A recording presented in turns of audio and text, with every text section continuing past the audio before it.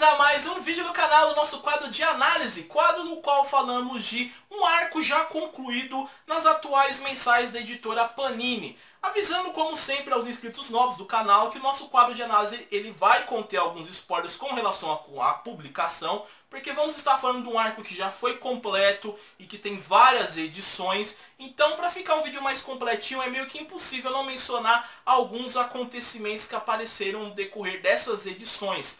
Claro que eu não vou dar spoilers maiores com relação ao desfecho da história e nem alguns plots maiores apresentados, mas só avisando para aquele inscrito que talvez não tenha lido determinada edição e pode haver algum spoiler aqui que eu vou mencionar para vocês. Bora lá, no vídeo de hoje o título que eu vou trazer aqui é mais um da fase da DC Renascimento. Hoje trago para vocês Grandes Astros Batman Renascimento, publicação da editora Panini, mensal de capa cartonada, papel couché, 36 páginas ao preço de R$ 9,90 por essa qualidade, né? A capa cartonada e o papel couché, por isso é um título mais caro.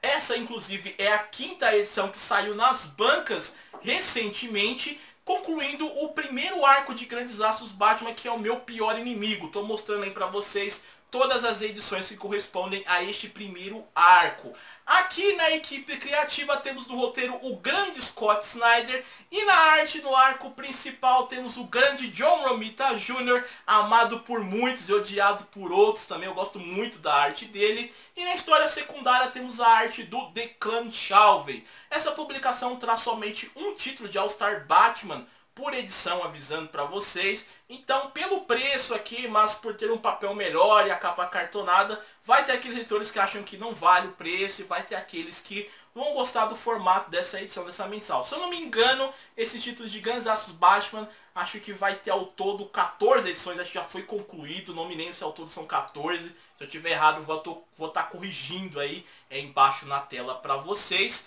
E vamos falar aqui sobre o primeiro arco já concluído, que é o meu pior inimigo. Eu vou falar sobre o arco secundário aqui também, que aparece na história, que apesar de ele não ter sido concluído ainda, vale a pena eu mencionar um pouquinho dele para vocês. Então bora lá. Começando pelo arco secundário chamado A Roda Amaldiçoada. E neste arco, o Batman oferece ao Doug Thomas um treinamento do qual definirá o caminho que o jovem irá escolher para sua vida, desde a ser um herói até mesmo um vilão.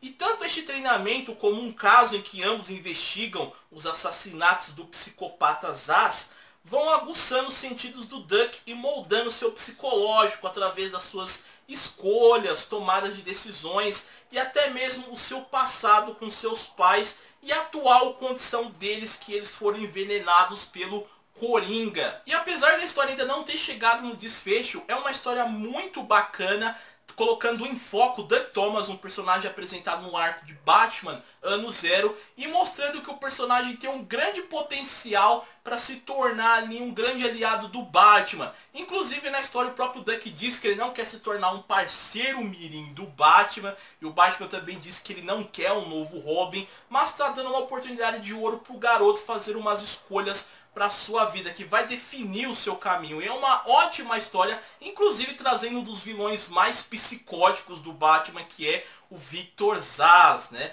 Agora vamos falar sobre o arco principal, né, que é o meu pior inimigo. E neste arco, o Batman segue em uma jornada cruzando o estado, levando Duas Caras consigo, com uma promessa de curar o vilão feita entre o Bruce e o Harvey. Só que o Duas Caras resolve não facilitar as coisas, então utilizando seus dons desde quando ele era o promotor Harvey Dent, o vilão conseguiu reunir provas com os segredos mais sujos de todos, desde o povo de Gotham, aos vilões e até o próprio Batman. Então Duas Caras divulga isto na mídia e alega que vai revelar todos esses segredos se ele e o Batman chegarem ao destino final da viagem. E que aqueles interessados em preservarem seus segredos poderiam se sentir livres para impedir o Batman, e como prêmio há uma recompensa com o dinheiro que o Harvey extorquiu dos mafiosos de Gotham. E mesmo com todo esse caos criado, o Batman se mantém firme em seu objetivo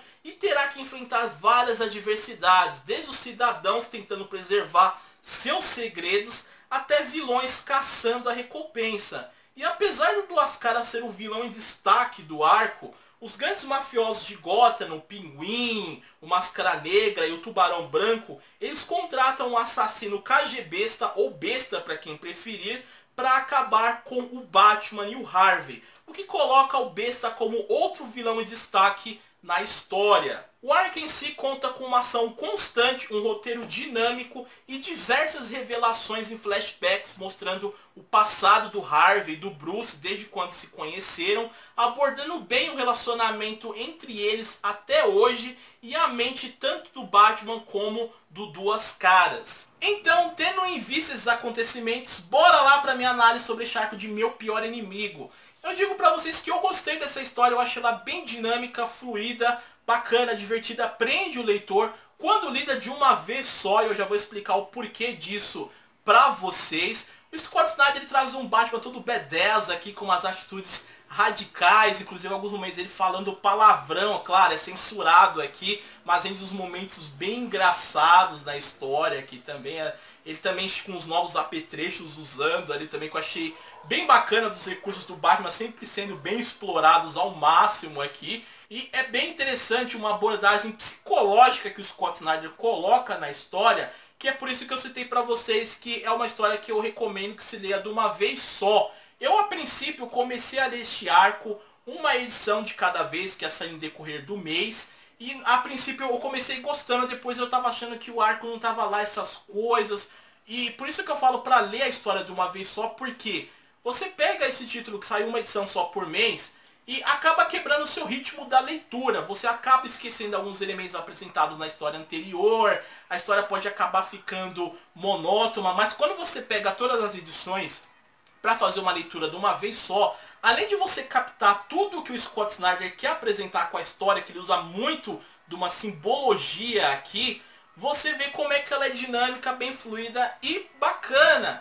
E principalmente para essa parte da simbologia, da psicologia que o Scott Snyder aborda aqui, tem que ser lida com atenção. Principalmente por se tratar do Duas Caras, que é um vilão que tem a mente dividida, dupla personalidade, né? Duas mentes disputando o controle ali de um corpo. Então tudo no que ele fala, no que é apresentado no passado do Harvey, com o Bruce também, simbologia em torno da própria moeda do Harvey, tem que ser apreciado com paciência para poder entender tudo que o Scott Snyder quer apresentar aqui, porque é muito foda, é bem dinâmico. Inclusive uma das coisas já abordadas da primeira edição é o Duas Caras virando pro Batman e falando que o olho dele, que foi afetado pelo ácido que deformou o rosto dele, não enxerga cores, que ele não vê o mundinho colorido, cheio de arco-íris como o Batman vê. Ele simplesmente vê as coisas como são para serem vistas, que ele enxerga que as pessoas elas possuem um lado do rosto que elas escondem. Ou seja, quando você coloca ali a pessoa em determinada situação, ela realmente se revela quem ela é. Isso é uma parte de uma simbologia usada pelo Scott Snyder, que você entende porque todo início de capítulo da história tem uma cena que está em preto e branco e uma cena que está colorida. E entre outros elementos, como a própria moeda do Harvey aqui também, tem uma simbologia dentro da história que eu não vou falar pra vocês para não dar spoilers. A própria psique do vilão aqui também. Scott Snyder, ele traz um Duas Caras aqui que mostra que as duas mentes não assumem o corpo de uma só vez. Cada um tem o seu momento ali no controle do corpo. Um momento o Harvey está no controle, outro momento é o Duas Caras que tá, eles ficam disputando. E quando cada um está no controle, cada um tem uma atitude diferente e faz coisas que o outro não sabe. O que traz outros plots muito interessantes na história, incluindo o desfecho e incluindo o questionamento maior, né? Se o Harvey Dent, se ele é aquele cavaleiro branco tão imaculado como o Bruce acredita, o Jim Gordon, entre outros também, ou se de fato ele é e é viável curar o vilão. Tudo isso é apresentado de forma foda na história. Outro fato que eu já mencionei, né, a cabeça do morcego a prêmio, faz com que apareça não só o povo de Gotham atrás do Batman, mostrando que o Duas Caras está querendo provar que sua teoria é correta, né? Todo mundo tem um lado ali que esconde, todo mundo, digamos, é mal, né? Não é tão bonzinho quanto o Batman quer acreditar. E coloca vários vilões também à caça do morcego. Então vários vilões aparecem aqui de maneira curta, a caça do Batman. Mas o que aparece mais em destaque é o Besta, o KG Besta, um vilão que apareceu na Graphic Batman As 10 Noites da Besta. Teve um ótimo destaque, eu recomendo essa obra, mas depois foi ficando jogado de escanteio ali. Mas nessa história Scott Snyder consegue trazer o vilão de volta à tona, colocando ele numa participação bem foda neste arco aqui. A história ela conta com alguns furos no roteiro aqui, eu diria pra vocês. Nada que vai estragar a obra em si, mas você percebe.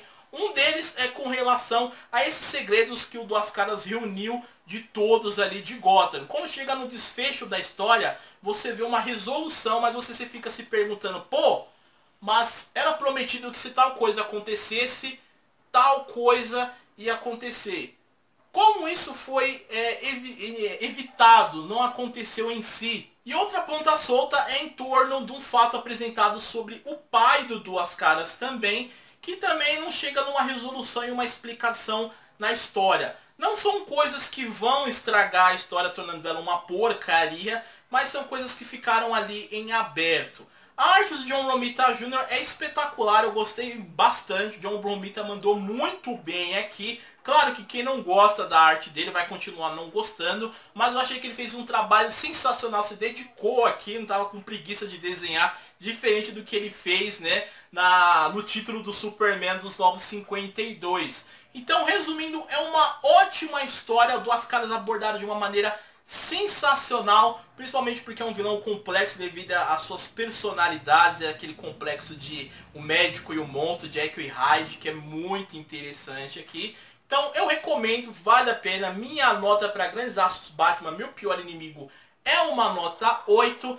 Teve aqueles que eu vi que falaram que não gostaram da história, talvez sejam porque não entenderam a simbologia que ela quer passar, os vários elementos ali que eu falei que tem que ler com atenção para captar essas referências, ou talvez porque esperava algo mais grandioso, fazendo comparação até com o Batman do Tom King, talvez não tenham gostado muito, ou porque não gostam do Scott Snyder. Mas mesmo assim, para quem não leu, eu dou uma recomendada, dá uma conferida nesse material, mas claro, separe um tempo e tenta ler a história de uma vez só, é um arco bem curtinho, para ter um entendimento e um embasamento melhor da obra. E claro, esclarecendo aí para os leitores novos e também para os leitores antigos, se quiser ler só o título de Grandes Astros Batman, não precisa ler necessariamente o título do Batman do Tom King ou Detective Comics da DC Renascimento. Pode ler só esse título aqui sem problema nenhum. Beleza? Então fica aí minha vídeo de análise para vocês que